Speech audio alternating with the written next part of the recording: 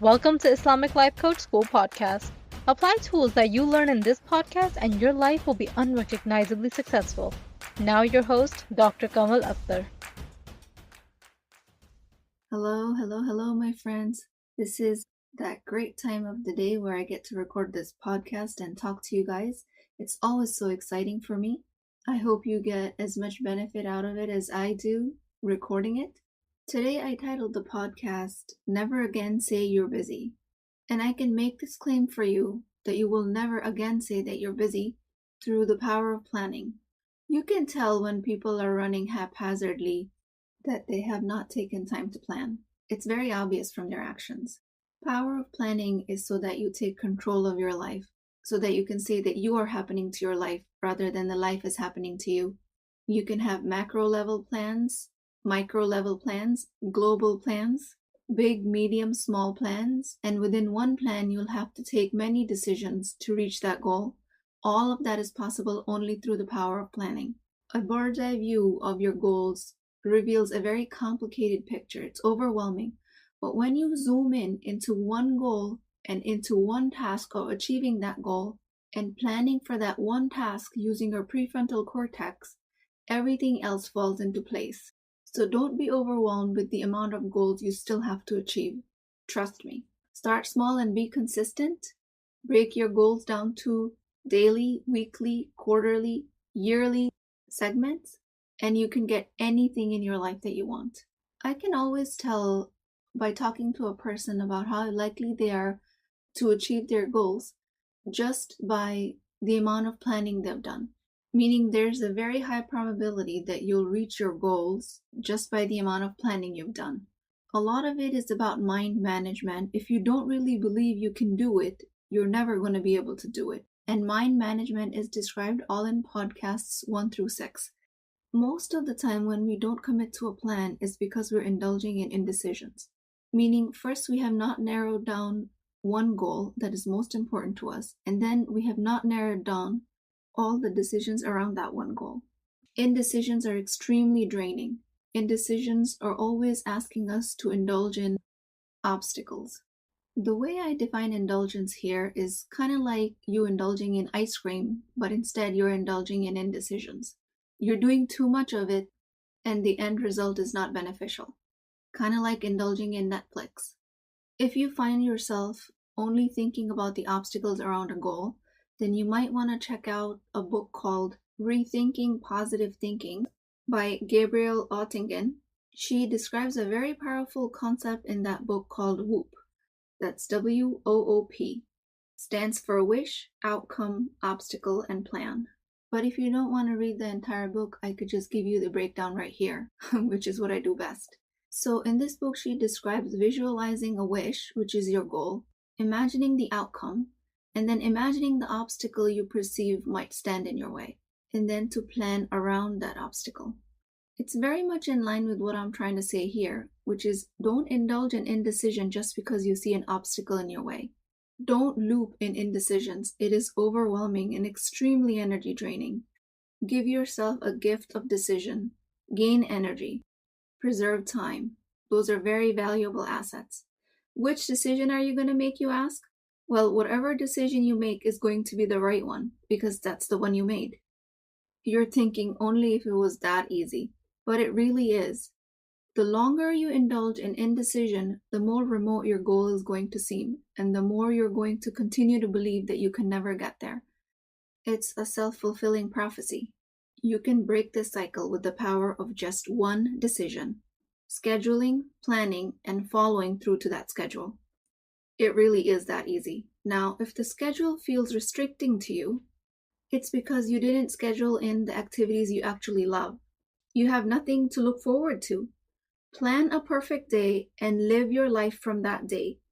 Do this exercise just to reveal to yourself the power of scheduling. I'm not saying you plan a perfect day and never go to work again. What I am saying is if you schedule out of the pressure of obligation, of course you're going to hate your schedule. Let's take an example. If you have to do laundry and you're not looking forward to that, chances are you're coming from an obligation sense. It will be exhausting. Obligation is the worst form of motivation. You will always be run down from it.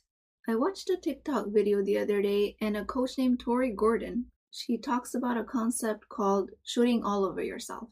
Yes, I said shooting, which is a verb, or at least how she describes it, which I have previously alluded to as should be thoughts, meaning if you are only in should be thoughts, then you're going to feel exhausted and unmotivated all the time. And not only that, it will also keep you from figuring out what it is that you actually want to do.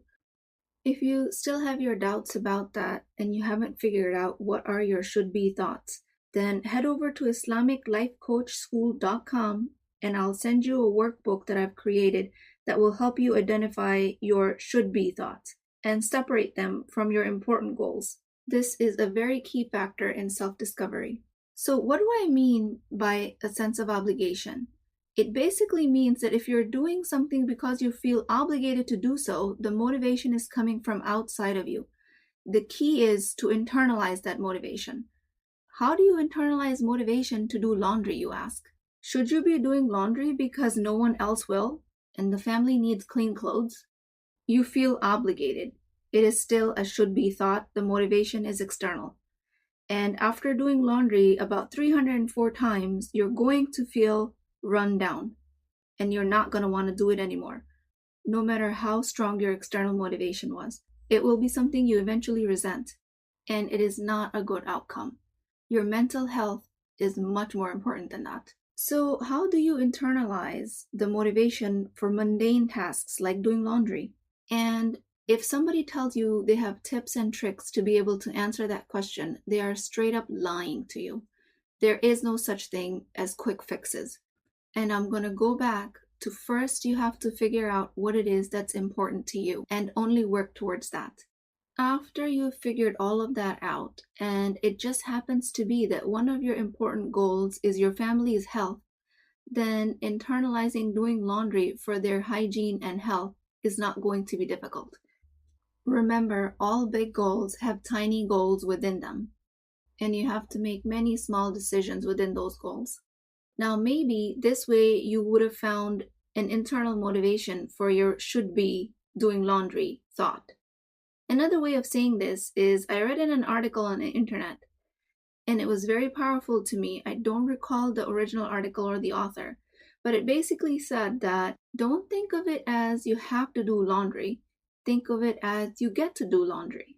Ties back to the idea of gratitude, which is emphasized so heavily in Islam. Don't think you have to drop kids to school. Think you get to drop kids to school. Don't think you have to prepare meals. Think you get to prepare meals. And here I will refer you back to the formula. CTFAR. Just change the T line in the formula and your result will be entirely different. From the thoughts, I have to do such and such, you can think, I get to do such and such, based on gratitude. And all you have to do is a daily practice of thought output and running the formula from the beginning to the end on one of the should be thoughts. Again, you can find that worksheet at IslamicLifeCoachSchool.com. If you keep changing one thought at a time, the whole narrative will become internal eventually. If it doesn't happen right away, don't fight the process. It will take some time. But if you're persistent with it, it will happen.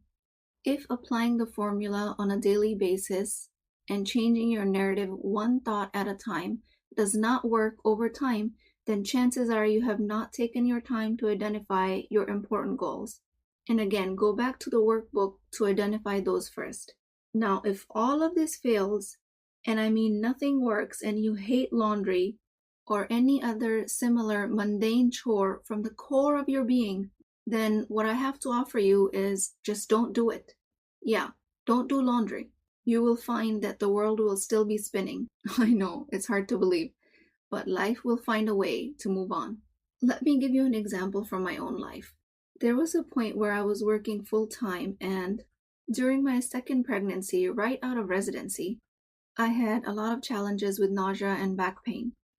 And after I had the baby, for the longest time, I could not find any energy to do much around the house. I went back to work 3 weeks after giving birth, and that was my personal choice. So with a newborn and again with a full-time job, I just could not find it in myself to prepare the meals for the family. I did not visit the kitchen for a considerable period of time. You can call it even months. I was drowning in my own guilt. I should be making meals. I should be cooking more healthy. I should be giving them lunches. I was completely exhausted from the indecisions, and even if I did cook, I was extremely resentful. During this time when I was fighting these battles in my brain, I got a note from my then 6-year-old son. He brought a paper from school where his teacher asked him to write something about their personal hero, and he wrote, "My personal hero is my mommy because she cooks me very good food." And in that note, he had thanked me for cooking him meals every day. And I was just floored. I was so surprised at this note, I thought this was some kind of a joke. But he actually truly meant it. During this time, when I haven't even touched the kitchen, he was actually getting fed. We were either ordering in or my very generous mother-in-law was helping out. And we were making ends meet, just not to my standard.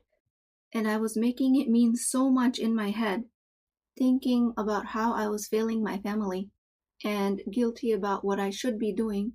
And here was my 6-year-old son, in all of his innocence, genuinely thanking me for giving him meals. His experience and my experience were completely opposite.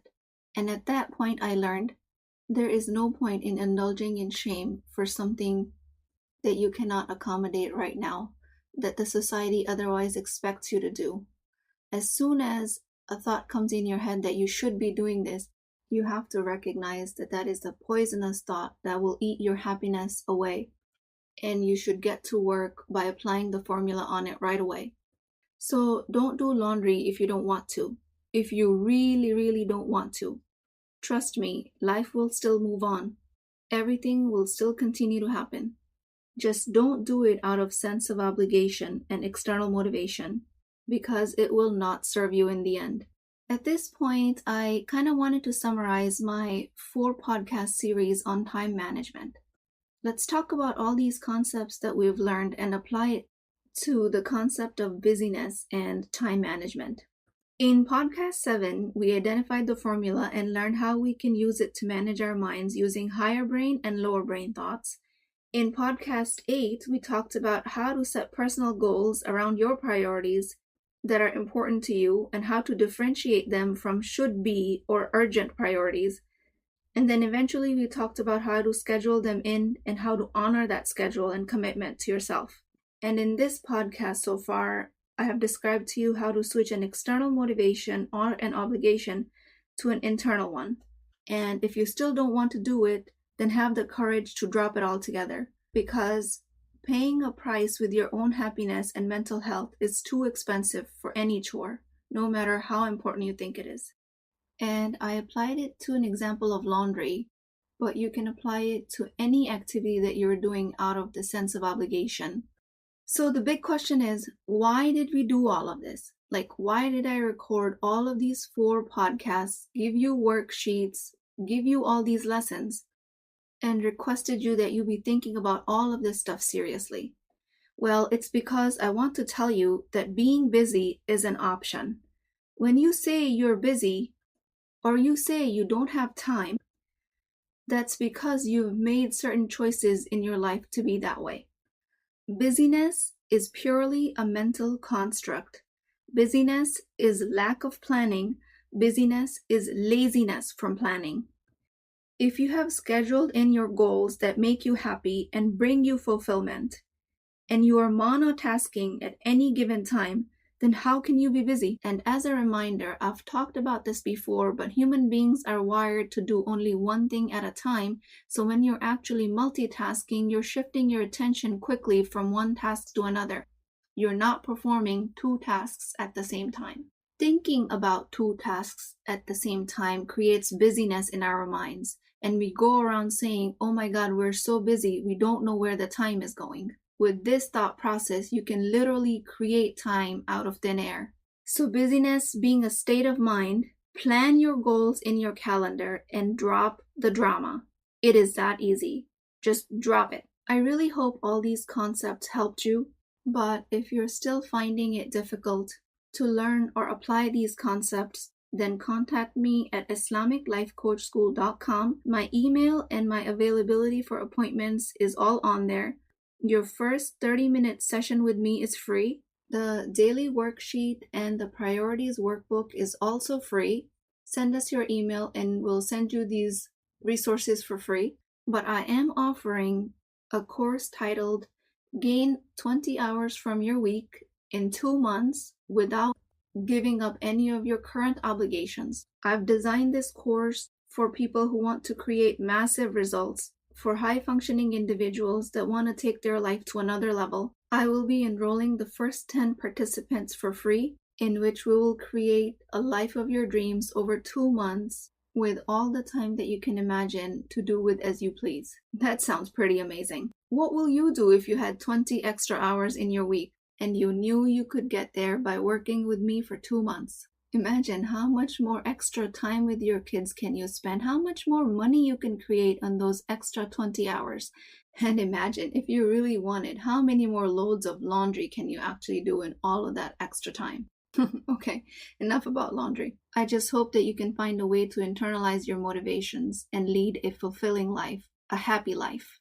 I personally take a lot of pride in creating massive results, making huge contributions in the world, and creating value well beyond my family and myself. I operate from abundance mentality. Just imagine what you can do with extra 20 hours in your week. And all of this free material and my insights are for the wonderful, very hardworking super moms out there. You guys are my heroes. I want to eliminate all the suffering from our lives because I am you, I was you, I had all the struggles that you're facing now, and so much more. Everything is possible for us, so much more further than what our brain allows us to see. And with that, I pray that Allah subhanahu wa ta'ala gives us the motivation to find our best selves, to give us the courage to stand against our own humanity and conquer it with the higher brain and the intelligence that He's granted us, to claim the level of respect that He has granted women in His religion, in this world, by managing our minds and creating so much value through the power of our minds that the rest of humanity will just be in awe of us. And with that, guys, I will leave you to ponder and think, as always. Make dua for me and all of the womanhood. Until next time. Hey, are you thinking about coaching? I invite you to a complimentary consultation with me where I can help you define the solution to your problem, regardless if you choose to work with me in the Empowered Muslim Women program or not. So you really have nothing to lose. Access the appointment link through the show notes, and inshallah, I will see you there.